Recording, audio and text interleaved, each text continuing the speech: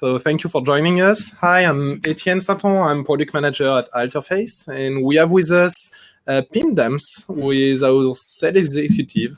He will monitor the chat during the whole presentation, so feel free to ask all your questions, and at the end we will have maybe 5-10 minutes for a small Q&A, so we can answer all your questions. And we have with us Stefan, our CEO. We'll introduce the company in a few seconds. You wanted to say something, Pim? Nope, I was just super happy to see everybody here. Thank you for joining. Okay, thank you. I see that we have more people who were able to join than last time, so I guess we have no issue with the waiting room, so that's great. Okay, let me start that. And here we are. Thank you for coming to this introduction to our new product, Action League. Because we have everyone coming from everywhere, we wanted to start with a short introduction of what is Alterface, and then we will explain our vision on Action League, on tournament, and how we created that product. So Stefan will start by introducing the company Alterface. Yes, hello everyone. Quick introduction for those who don't know Alterface. So we created Alterface in 2001, and we started with interactive experience for a museum, for a science center, using different means of interactivity, such as gesture recognition, body detection, and later on we developed a very powerful pointing system to interact, and we developed with that interactive theater for amusement parks, and later on interactive dark rides, and we became more and more focused on interactive dark rides over the years. Yeah, so really when we are talking about interactive dark ride, what we are the most renowned for are shooter dark ride. We can provide other type of interactivity, but that's what we do the most. That's our core business. So after installing quite a few dark rides this last year, we wanted to take a step back and look at what were our successful dark rides and what new kind of attraction we could produce based on that. So when we started to analyze that, it quickly became clear that we have two types of very successful attractions which are interactive. Attraction which will be closer to classic dark ride, which are mainly story-focused attraction, where you are following a story which is unfold before you and which is using the classic dark ride medium to tell that story, and where interactivity has been plugged on that as part of the story. The other way to do a successful dark ride seems to be to focus on the gaming aspect and then use the storytelling and theming to make everything stick together. Those are two very different approaches, so we wanted to illustrate that. So we picked a few attractions in each category. So we will start with the story-focused attraction, which is the category we are the most renowned with. And Stefan will introduce 3 attractions in that category. Yeah, so the first the first example we wanted to present was Basilisk, that we designed and built in 2018 with our partner from Joravision and ETF for the ride system, and Painting with Light for the lighting, and Barco for the projection. So on this particular ride, the story it's story driven. It's based on a Polish legend, and the interactivity is actually used to support the story, and we are the guests are helping the hero through his adventure. So really, as a classic dark ride, you are following a story, and that's the interactivity which allows to make the heroes move scene from scene. So the interactivity is just here to help the story unfold. Another way to achieve a story-based attraction with interactivity is what we have done years ago at Dragon's Wide Shooting. Yeah, this one was a very nice dark ride designed and built by Etema in 2013. And on this one, the experience is really focused on the funny dragon character, and the interactivity is used to trigger gags and story elements. So in this particular ride, the guests are activating the story with their actions. Really, like classic old dark ride, everything is based on the gags. And because we want to make sure that visitors see and enjoy the gags, it is very important to not have thousands of targets like you would have in some shooter attraction, but just a few targets so people target them and see the gag. So in that scene that we have here, the 3 dragons on the right are interactive, and you have only 3 targets in that precise scene. And for example, if you shoot on that big purple dragon on the chair, it will then fall over, and you will see a small dragon which was trapped under that seat. And that's all which is here, and because it is very obvious that you triggered that, that's how rewarding a classic ride can be with interactivity. The third ride we selected is a very different approach to the same issue of having story improved by interactivity. So the ride is Justice League, which has been designed and built by a good friend from Sally, and the ride is based on a very strong storytelling and very strong IP, and the experience is balanced between actions and between quiet moment, focus on the story and letting the guest know what happened and what's gonna happen next. Having that rhythm, which makes strong interactivity and strong story, is a nice approach by Sally Corporation. And that's actually closer to what we have done as well in mainly interactivity-focused attraction. So we picked 2 of them. The first one would be Au Chocolat, which is following the same rhythm of shooting and then seeing your scores. Yeah, so Au Chocolat is one of our well-known rides that we built in 2011 already, and this one is really focusing on gaming, intense shooting, and in between those sessions, resting, and you can compare your score with your opponent. So the main purpose of this ride is competition. So you have hundreds of targets per scene. And this is where all the funds come from in that precise case. But it is still a nice attraction in a nice park. So you have all that theming and all that story, which helps it blend in that world created by the park and giving a good story. Actually, the exact same approach has been done, I think it was last year, a very modern dark ride using the same tricks, but with modern technology now. Resist Fusion. Indeed, designed by Ravenson and built by Sally. This ride has been marketed as the interactive dark ride with the most target in the world. So the goal of this ride from the very first briefing was to overwhelm the guest with targets.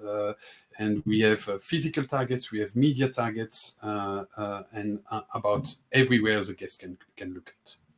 So for this one, what has been done is we have these physical targets, but we have small screens target as well. So you have screens absolutely everywhere, and even, of course, the big screens that you have here.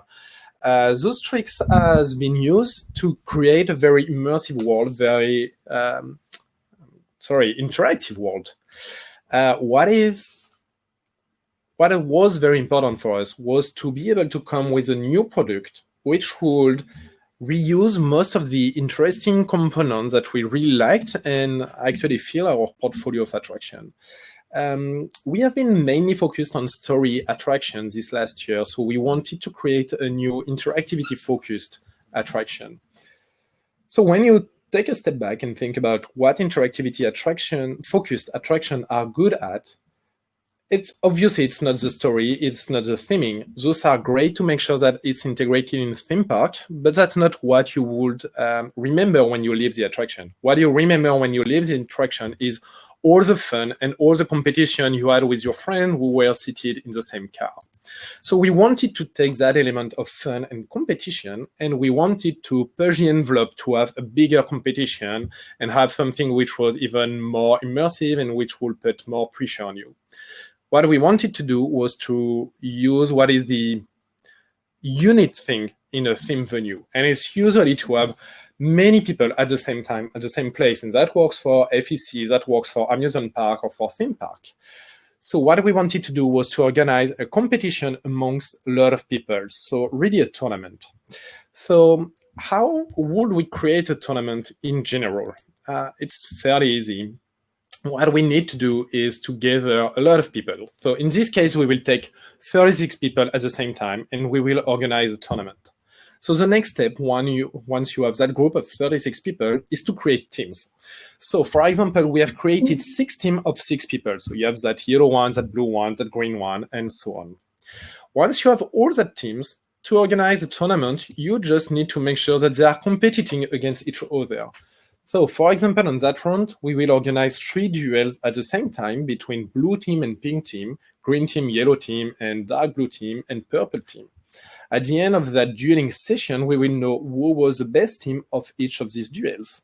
So as that's a tournament, we need to make sure that everyone competes against everyone, and at the end, we will know who was winning. So the next step, once you have done that about 30 seconds shooting dueling session to match what we have seen was successful in Au Chocolat or other rides like that.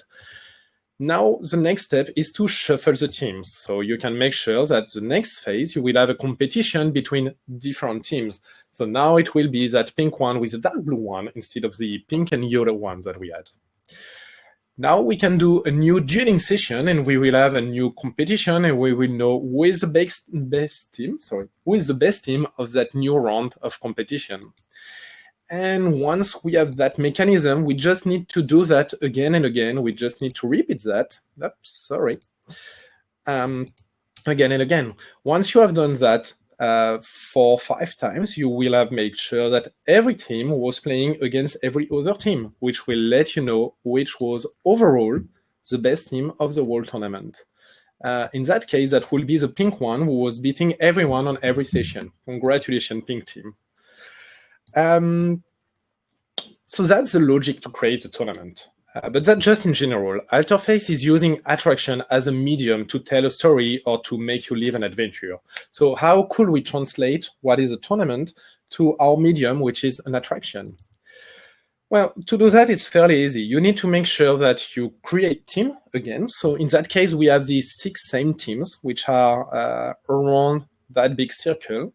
And then you need to make sure that you can shuffle the team to organize those dueling sessions one after the other. So this is why they are on those rotating platforms. So we are using classical ride system for amusement park to make sure that we will shuffle the team for each dueling session. So that shuffling phase is quite easy to do.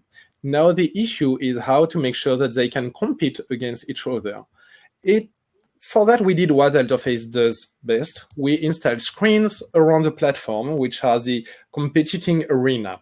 So in that case, for example, red and orange are currently dueling in front of that bottom left screens, while yellow and purple are competing against that bottom right screen. They will do that shooting session during 30 seconds, then they will rotate during a few seconds and stop in front of another screen to play against another team. And again, you do that 5 times, and you have done a whole tournament. So again, by using our classic shooting system, our knowledge on how having a good shooting attraction, and by using classic ride system, we can fairly easily organize a tournament in a theme park. Now, when we think a tournament, we usually think about big sports tournaments, which are very exciting events. So we wanted to have the same type of excitement. So that was our next step to make sure that we were true to our core idea of a tournament. So let's take a second to think about a big sports event. So for example, in that basketball game, you can see that you have that basketball game in the middle, and obviously everyone is in that audience and everyone is so happy to see that game, and we can feel that there is a lot of excitement in that room. We wanted to reproduce the same kind of setup.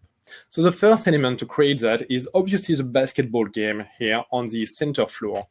So our game of us is that Action League, that rotating platform with all the teams currently playing on the surrounding screens. But the game is part of the thing. It's not the only thing which creates excitement. The next big factor was all that audience around who is here, who can react to what was happening, who can be cheering, and which push all the players to be better and better each time. So we wanted to recreate that stadium audience. So for that, what we did was to bring the queue line upstairs and around that ride system. So everyone in the queue line can see what is happening, can cheer for their favorite team, for the next winner. And everyone in the team currently playing can see that they have a whole audience cheering at them. We really like that setup because this is saving a lot of floor space as well, because we use very limited extra space as it is just over the ride system. Now we needed to make sure that the audience was involved in the attraction. It is important because they know what is happening, so when they will start playing, they will be able to be efficient from the first session of the tournament. So for that, we needed to bring a motivator, and that is usually that center big screen that you have, again, in basketball stadium, for example. That central screen can be used for two things at the same time. While we are rotating, we can display the current ranking of the team, so you know who is winning. But while the teams are playing, it can be like a live TV animator who is commenting what is happening. So in that case, we have reused our popcorn, who can be like a live mascots, cheering for people, making fun of people, or giving tips to improve yourself, and is the one involving the audience in what is happening. This makes sure that the audience is having a good time in the queue line, so that queue line doesn't feel like 30 minutes just before to go to the ride. You are directly enjoying the whole attraction. Now, if we want the audience to perfectly understand what is happening, we need the audience to make sure who is winning. So for that, we brought scoring screens around the audience. So those are the three big screens that you can see, on which you have the scoring and the ranking of each team. This is good because it will provide feedback to the audience, and it will allow to know which team is winning or which team is now rising up where they were lagging behind. Again, all those components are here to bring live and to bring pressure on the player. And finally, if you want all of that to stick together, you need to make sure that you are in an immersive environment. For sports events, the most immersive is always a lot of lights and a lot of noise. So for that, we brought a big show light, which will be very esports event or modern sports event in night settings. And all of this brought together is what Alterface calls the action zig.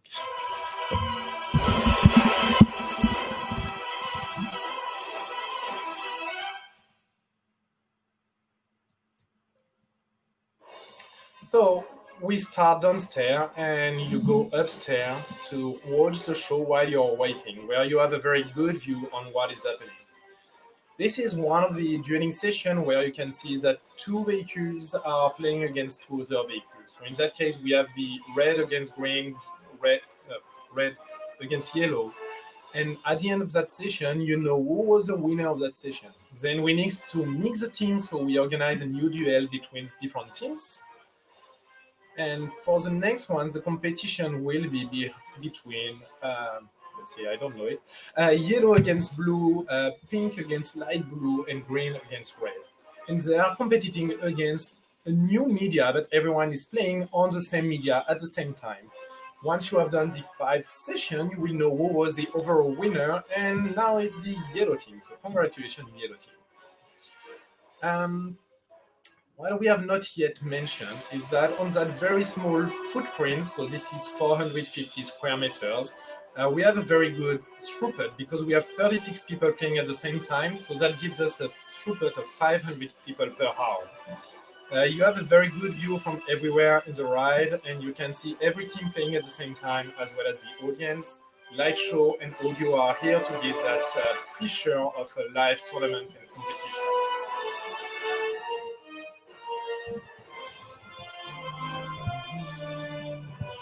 Yeah, and this is our artist view of the new game. We'll talk about that in a second. Okay. So now you know how we plan to bring a tournament, what is the right system needed for that, what are all the elements to make sure that we have that very sports event. But as you know, for every modern attraction, especially interactive attraction, you need to pay special care to the media. You need to make sure that your media are fitting the story, the core concept, and in our case, you need to make sure that the gameplay fits what is a tournament and all the pressure you want to put on this kind of competition. So for that, the first obvious option is to bring the type of media that we will call a best shooter. The best shooter is the one who is going to win. So, for example, when we were talking about Au Chocolat or Resist Cup Fusion, you have thousands of targets, and the one who gets the most target is the one winning. So, out of the box with Action Link, you can directly have Popcorn Revenge, which is a media we have developed 2 years ago and which has been distributed in Europe. And Popcorn Revenge works perfectly for that because those are recreation of classic movie scenes, but with thousands of popcorn, which are doing silly stuff in this medium. You need to target and capture the maximum popcorn to free the movies. So at the end of the tournament, once you have played the 5 movies, the team who have captured the most popcorn will be the winning team. So that's the direct translation we can do with some types of media, and we know that popcorn is a perfect content for that, but you always need to be careful about what you have. If you want to focus more on the sports element of a tournament, when you think about a sports tournament, you usually think about Olympic Games, where you have different countries who comes and who are going to play on different sports, and the country who at the end has the most gold medal is the winning country. So that's really a tournament. Our creative team is working right now on what would be a futuristic tournament, and they imagine that it could be a big underground robot sports tournament. So every team would have his own robot. So in this case, blue team has the blue robot and red team has blue robot. You have 5 sessions, so that will be 5 different sports. For example, weightlifting, box, races, and you need to help your robot to win all of these sports. So that's really great because you have one different game per session, and that really is like a different sports in Olympic Games. But you need to make sure that your gameplay is always easy to understand because you have 30 seconds and you are putting a lot of pressure on the player. So you want them to be rewarded on what they are going to do. So that's why we want to have always the same gameplay. So you have a different game, a race or a box, but you have the same way to help your robot win that game or that box event. If you want more details on that, we are currently working on that, but we will be really happy to have a private conversation. So feel free to ask Pim, who is monitoring the chat right now. And finally, if your venue already has its own IP, our creative team has a lot of knowledge on how to bring what is the core content of an IP and what is the core content of the attraction together to make sure that your IP is working perfectly in that environment. We will be happy to help you about that.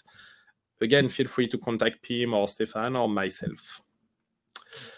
Okay, so now you know how to organize a tournament, which ride system we want to use, how we want to assemble everything to put that pressure and that fun of what is a sports tournament, and what will be the gameplay and the content of the tournament.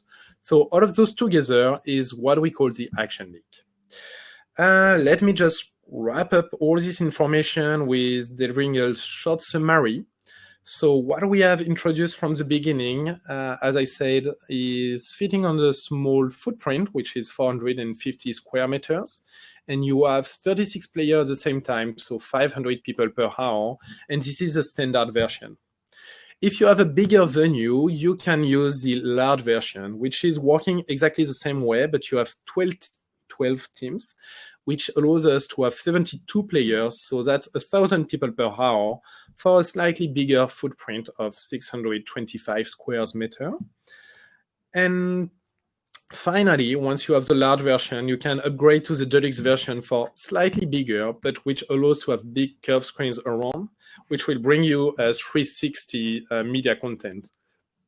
That is very great because it can be used to give feelings that your central platform is tilting, rotating, dropping, shifting, whatever you want, that has been achieved with a circumotion theater already. So I was talking a lot, so let me just bring for a few seconds that table so you can just read it. It will be easier than understanding me. So standard versions at 36 people, that's up to 500 people per hour.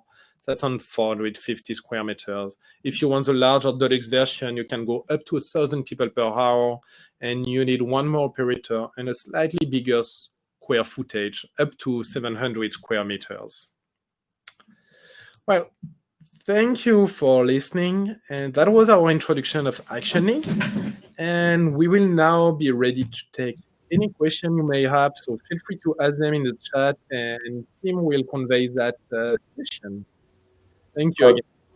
Great. Thanks, Etienne. Thanks a lot for this open view of Action League. I had a question from Ella, which I quite like myself. What is your favorite Easter egg in a ride? And especially, I guess it's going to pronounce our rides. So have you ever hidden something in the design of Mouse or Chocolat, for example? I know we normally don't say anything about it, but maybe there's a little thingy going on now. Yeah, there is, just so you know, but I swear I will never say where it is. But there is one target in Dragon's Wild Shooting, which is going to give you this 999,999 scores. So you need to look for it, and this is somewhere in the physical scenery. For Mouse au Chocolat, I really like that cold room, where when you destroy that center ice cube, you can see sculptings from the mouse. But I was not in the company at the time, so maybe Stefan has another Easter egg when he was here working on that attraction? In Mouse au Chocolat, you have an Easter eggs on every scenes, and yeah, it's difficult to select which one. I love both. It's on the kneading room, the third one. There are so many Easter eggs that this one you can play again and again and again and never get bored. And that's not really an Easter egg, but on Resist Cup Fusion, what Sally and Pre-Imagination, the media vendor, has done, I really like, is that on everything, you can shoot thousands of targets if you want, or if you are in a team, everyone can shoot on one special target per screen, and if they are all synchronized, they can rank a huge score. So this is a really nice, kind of Easter egg, I guess. So guys, if I understand it well, almost in every scene in our ride, there's an Easter egg. At least in Mouse au Chocolat, everything, and in every big interactivity-focused attraction, yes, you have. Even on the Legoland Discovery Center, there are Easter eggs hidden. So. That's good to know, because we have already delivered 27 of them, I guess, so people are able to do it. So. And in general, if you want to score a lot, look for the non-obvious targets. Those are the ones we give the most score on to reward you that you were looking for stuff. Good. Well, obviously, I've talked to a lot of potential customers already in the business, and I traveled through Europe to collect some reviews of Action League, and I've got some questions which the customers asked me. One of the most important questions was, is the media changeable? Can we do different media during the day? Can we do a Halloween version or Christmas or whatever? Especially now in these times, is it possible? Yeah, it is. So we paid special care to do that. Let me share it. I probably have that somewhere. Yeah, we paid special care to do that because one of our first very successful attraction is the interactive theater, and this is one of our main features on the interactive theater. So in that case, if you want to have directly popcorn and Robot Rumble with the Action League, you can change the media during the day. So let's say your morning you have popcorn and in the afternoon you have Action League. This usually is very difficult to do with very heavily themed attraction. But in that case, because it uses a lot of screens, it is easier to do. Another thing which is possible is, as I mentioned, in popcorn, you have movies recreation. We can recreate more and more movies. So instead of having that 5 scenes, we could have 10 scenes and randomly pick them at the beginning of the session. So your return visitor will not always have the same exact experience. All right, great. Thanks. Good to know, Etienne. We also got a question from Francois. I will read it out to you. Possibly you didn't see it. Hi, Etienne. Why have you decided to design 6 passenger vehicles instead of 4 or 8 riders, for example? Did you make the choice based on your experience with your current rides operating worldwide, which are mostly 6 passengers, if I'm correct. I have no idea what's the average size of a group visitors. Or do you plan to propose custom capacity vehicles depending on your customers? Good question, actually. That's actually the first time someone asked us that question. Yeah. Yeah, so we did quite a lot of research on how many players were the best number for interactive theater. Because at the time it was the most difficult where you have a big group. And it appears that in a theater, the best is around 10 people, and you can easily go up to 20 people, but after that, it's going to be difficult. In dark rides, it is very good to have 6 people. It is the perfect mix between how obvious it is where you are interacting and still have a good throughput. So in that case, it allows us to bring 2 groups of 6 people playing at the same time, which makes a total of 12 people on the screen, which is just a perfect point of how many people are interacting to give a good feedback on the screen. So you still know where you are shooting, but you can see that you are playing against that amount of people. If needed, we can change that capacity a little bit. Some FEC started to say that 500 people is a lot of people. We have 500 per hour, sorry. We have many options to change that throughput, but one of the options is obviously to have smaller teams. Yeah, that's a great option, and that will also occur to Action League. What will happen when we don't have enough guests? I guess we can group a smaller amount of people inside the vehicles, right? Yeah. Actually, let me talk about that grouping solution that is right here. Okay, I didn't take the time to talk about that because that starts to be more precise question, but on our layout, you have 2 entrances to that attraction. You have the main entrance for the line, which is going upstairs and enjoy the show during the line. Or you have this secondary entrance, which is faster and which usually will be your fast pass or single riders or ADA access, depending on what kind of access your park offers. And that is actually a very important element because when your main line is going downstairs, so here we are at the end of the line, the main line is going downstairs through those stairs. Here you will have a grouping operator, and that grouping operator is going to ask you how many people you have in that party. Let's say the party of 4 people is sending 4 people on that blue waiting area, while he's picking 2 people from the fast pass line. Let's say that we are early morning on a low season, so your park is not packed. What you want to avoid is to have half of your teams which have 6 people and half of your team which are empty. So in that case, that number 6 you see here is a screen, and we can display a custom number. So we can make sure that, for example, you dispatch only 3 people per teams, which will divide the throughput by 2 and make sure that every team has the same number of people and that everyone can play at the same time. So that's how we can adjust that by dynamically grouping all the parties.